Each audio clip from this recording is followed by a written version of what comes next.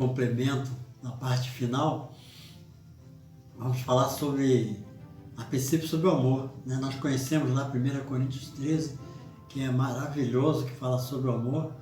Né? E na parte B, de 1 Coríntios 13, versículo 6, na parte B, fala assim, ó, mas folga com a verdade. Então, praticar a verdade é uma forma de amar. Né? No começo do versículo, ele fala sobre não julga com a injustiça, né? Mas folga com a verdade. Então, a princípio, para você amar alguém, amar o ambiente, praticar as boas obras, fazer a obra social, né? Você tem que ter amor no seu coração. O amor verdadeiro, né? O amor que Jesus nos amou quando Ele deu a sua vida por nós. Então, anteriormente eu falei sobre o dinheiro. Não é só dinheiro, né? Não é só você chegar para uma pessoa, oferecer aquela quantia, né, de dinheiro para ela suprir suas necessidades primárias. Né? Você tem que dar a palavra também, ensinar a palavra para ela, né? Se possível dar na cesta básica, se tiver a oportunidade de conseguir um emprego, é bom também.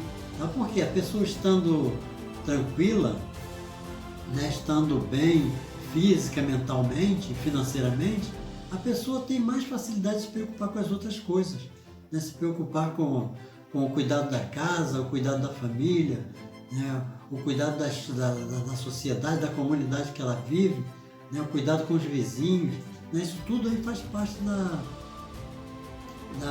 do senso de responsabilidade social. Não é isso? Então, a gente tem que agir dessa forma. Se você puder doar o dinheiro, amém. Mas não é só o dinheiro. Tá bom? Não põe isso na sua cabeça. Vou dar o dinheiro, está tudo certo. Porque não é só o dinheiro. É muito mais além do que isso. Tá bom? Mateus 6,2 fala sobre isso. Quando, pois, deres esmola, não faças tocar trombetas diante de ti, como fazem os hipócritas, nas sinagogas e nas ruas, para serem glorificados pelos homens. Em verdade vos digo que já receberam o seu galardão. E no 3 diz assim, mas quando tu deres esmola, não saiba a tua mão esquerda o que faz a tua mão direita. E o 4, para que a tua esmola seja dada ocultamente, e teu Pai, que te vê em secreto, te recompensará publicamente. Ou seja, quando você for doar alguma coisa para alguém, dar alguma coisa para alguém, até mesmo a palavra, você não ficar se vangloriando perante as outras pessoas. Eu fiz isso para aquela pessoa, eu fiz aquilo, eu dei dinheiro para ela estava sem nada em casa, eu fui lá, dei uma cesta básica. Não é para você fazer isso. Tá bom? Porque aquilo que você faz em secreto, seu Pai que está no céu está vendo. E Ele te recompensará à altura como sempre faz. Né? Ou seja, não só a altura do que nós imaginamos, mas como Ele sempre faz, Ele dá muito mais além do que pensamos e imaginamos. Tá bom? Então faça dessa forma, não só o dinheiro, mas as demais coisas que você pode fazer para a pessoa. Tá bom? Como uma responsabilidade social sua. Aí a gente falando de amor, aí no capítulo 13 de Coríntios, aí tem um detalhe em relação ao amor. Ser tolerante para com o próximo não necessariamente significa que o ama. Só você tolerar, você não está dizendo para a pessoa que o ama, não. Você tolera. Você aguenta, mas você não ama. Tá bom? Se não ama verdadeiramente, você está sendo hipócrita. Olha os fariseus aí entrando, né, que fazem as coisas, né, meramente para que as pessoas vejam. Então, se não ama verdadeiramente, você está sendo hipócrita. E ao mesmo tempo, mentiroso. Sendo assim, não será agradável ao Senhor. Tá bom? Então, lembra do mais folga com a verdade? 1 Coríntios 13, 6, parte B, mais folga com a verdade? Então, sendo assim, será agradável ao Senhor. Né? Está em Efésios 5,9.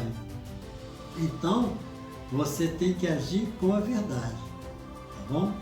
Porque se você agir diferentemente, se você dizer, não, eu tolero essa mala sem alça aí, cheia de pedra porque para eu carregar no dia de chuva, né? Mas se você só tolera, você não ama. Se você não ama, como é que você pode dizer que está praticando a boa obra? Está tendo a responsabilidade social em relação ao seu próximo. Amém? Vamos em frente. O amor.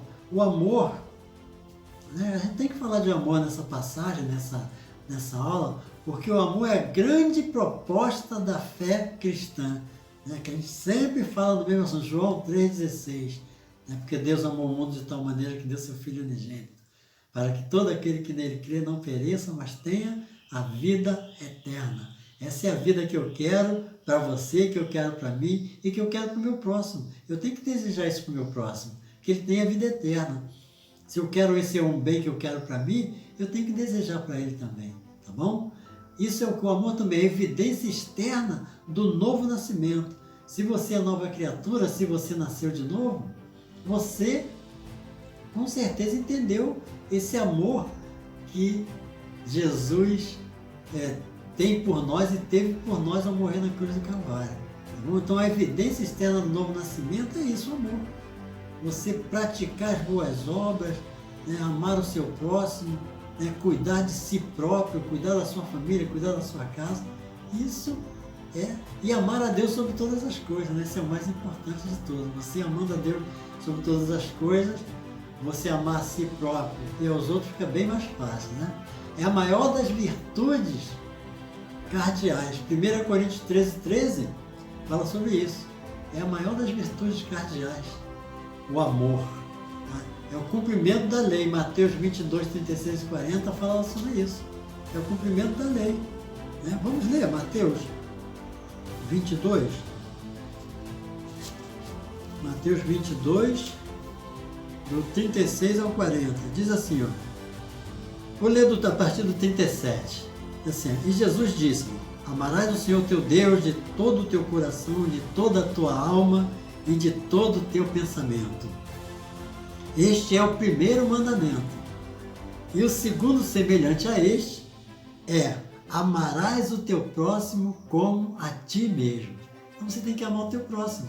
Isso aí é mandamento, ou seja, o cumprimento da lei.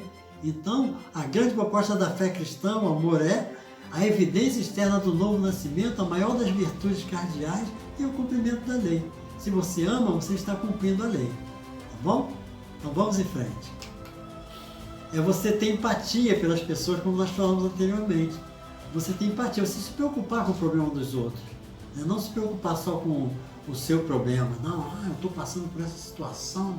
Não, ninguém olha para mim, ninguém tem pena de mim, ninguém cuida de mim. Não, você se preocupar com os outros também. E empatia é você olhar para aquilo que o outro está passando e se pôr no lugar daquele que está passando por aquele determinado problema. Tá bom? Tito 2,14 e 3,14 também fala sobre isso, sobre essa empatia. Bem, nós temos que viver em união. Vivendo em união, Eclesiastes 4,12 fala assim: homem sozinho pode ser vencido, mas dois conseguem defender-se. Um cordão de 3 dobras não se rompe com facilidade. Lembra na aula que nós falamos sobre unidade cristã? Nós usamos também lá Atos 2, de 44 a 47, que fala sobre a união. Né? Você há a diferença, você está em união e você está em unidade. Quando você está em unidade, você está com o pensamento coeso, todos com o mesmo propósito. Então, para que você esteja dentro desse pensamento de responsabilidade social, você tem que estar junto com a igreja, que é a Igreja de Cristo, com o mesmo pensamento. Ou seja, voltado para cuidar das outras pessoas. E se você está junto, você fica mais forte. Você sozinho, você é fraco. Né? Então você vivendo em união, essa passagem lá de Eclesiastes 4,12 é maravilhosa, que fala sobre isso. O homem sozinho pode ser vencido, mas dois conseguem defender-se.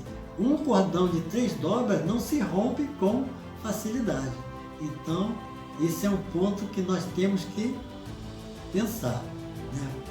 Mas fortalecendo ainda mais a ideia de unidade, não somente de união, de estar junto, mas sim estar coeso. Amém? Vamos em frente. O Sermão do Monte ele fala em relação a resplandecer da luz e boas obras. Mas se nós pegarmos lá Mateus 5,16, pega aqui Mateus 5,16. Mateus 5,16 fala assim: assim resplandeça a vossa luz diante dos homens, para que vejam as vossas boas obras e glorifiquem o vosso Pai que está nos céus. Então, você não pode ser, como eu já falei, agente secreto de Jesus. Você tem que deixar transparecer as suas boas obras, né, perante os homens, mas para que Deus veja, não somente para que os homens vejam. É importante que os homens vejam? Sim, mas o mais importante é para que Deus veja. Agora, o que você não deve fazer? Né? É como vi lá em Mateus 6, do 1 ao 4, em relação às esmolas. Você fazer as coisas para que as pessoas vejam, né? Para você ganhar, como se você fosse ganhar galardão dos homens e não de Deus, tá bom? Então preste atenção nisso. Então, resplandecer da luz e boas obras, sim. Agora, dar esmola para que as pessoas vejam, isso não, tá bom? Vamos em frente. Terminando já essa nossa aula, né, porque nós não podemos nos alongarmos muito. Então, 1 Timóteo 3,16 fala que grande é o mistério da piedade. Quando você tem piedade de alguém, quando você se compadece de alguém, tem compaixão para com o seu próximo, para com a pessoa que está próxima a você, você está atendendo aos mandamentos do Senhor, né, guardando a palavra do Senhor e cumprindo com a lei, tá bom? Que é amar a Deus sobre todas as coisas e ao teu próximo como a ti mesmo. Amém? Então, meus irmãos, espero que nessa breve explanação da palavra de Deus em relação à sociedade, à responsabilidade social, espero ter esclarecido algumas coisas aí para os irmãos e que vocês ponham em prática, né, o ato de cuidar de si, cuidar da sua família, né, cuidar do meio ambiente, né, para que todos possamos viver em paz. Amém? Deus abençoe a todos e até a próxima aula, permitindo o nosso poderoso Deus. Fiquem com Jesus.